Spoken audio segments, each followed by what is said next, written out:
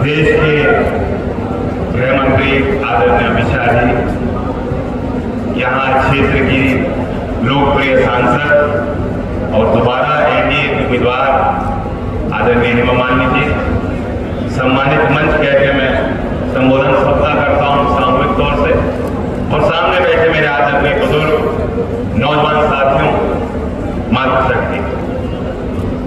मथुरा क्षेत्र की अपनी एक पहचान और यहाँ के लोगों के जज्बात वाकई अनोखे हैं।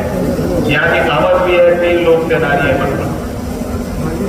राष्ट्रीयता की भावना, राष्ट्र प्रेम की भावना, सामाजिकता, एक दूसरे का सहयोग करना, एक दूसरे के काम आना, गरीब और कमजोर को सहायता करना, ये यहाँ के भावना और संस्कार और स्वरूप का हिस्सा है।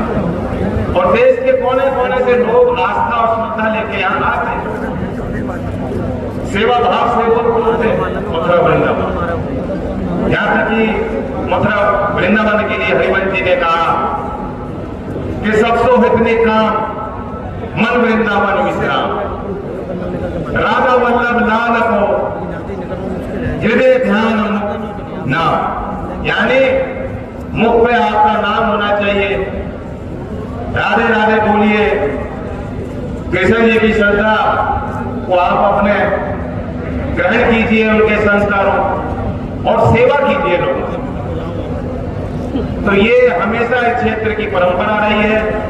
उसी परंपरा के साथ जुड़ने के लिए हेमा जी 10 साल से आपके बीच इन्होंने काम किया। अब हम लोग मिलके आपसे उम्मीद रखते हैं कि तीसरी बार दोबारा बड़ा मैंडेट, बड़ा विश्वास हेमा जी पे आप करेंगे और आशीर्वाद देंगे, ताकि जो लखनऊ और दिल्ली की तस्वीर हम लोग मिलकर बनाना चाहते हैं उसमें हमें कामयाबी मिले। और आप अब समझ गए कि किस दृढ़ निश्चय के साथ भारत सरकार काम कर रही।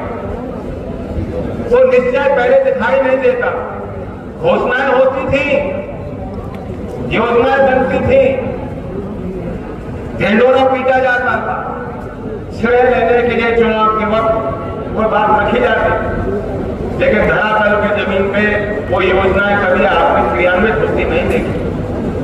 आज पिछले 10 साल का देश का अनुभव कि जो गरीब के लिए योजना बनती है, महिला सशक्तिकरण के लिए योजना बनती है, किसान के लिए योजना बनती है, तो सीधा जो लाभार्थी है उनके खातों में सीधा पैसा भेजा जाता है। अब किसी बिचौलिए की जरूरत नहीं, किसी को भ्रष्टाचार करने का मौका नहीं देती सरकार। तो ये बहुत बड़ा परिवर्तन हमने उसे देखा। मथुरा में भी कई अच्छे काम हुए।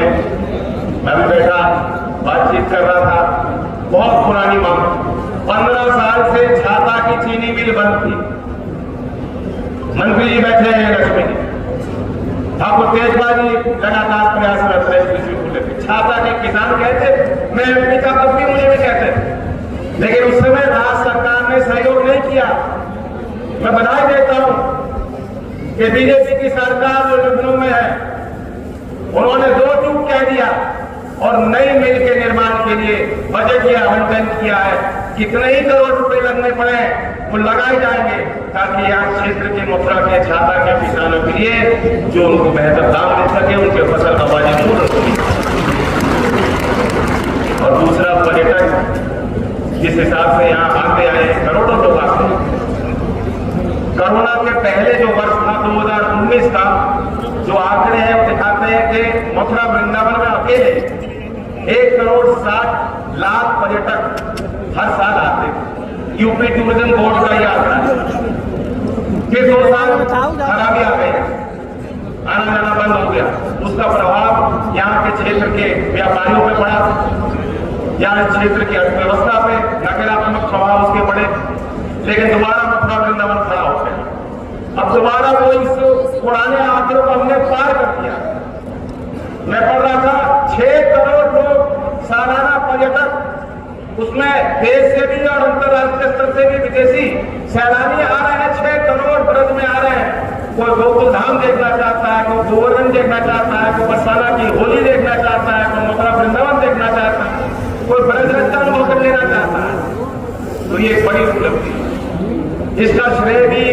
बीजेपी की राज्य सरकार और केंद्र सरकार की नीतियों को जाता है कि उन्होंने फोकस बनाया, प्रायोरिटी बनाई कि ब्रज टूरिज्म को हमें विकसित करना है। ब्रज टूरिज्म सर्किट को उन्होंने बनाया और बांके बिहारी मंदिर का भी एक उसको विकास से जोड़ने के लिए एक नोबल कॉन्सेप्ट सरकार ला रही है।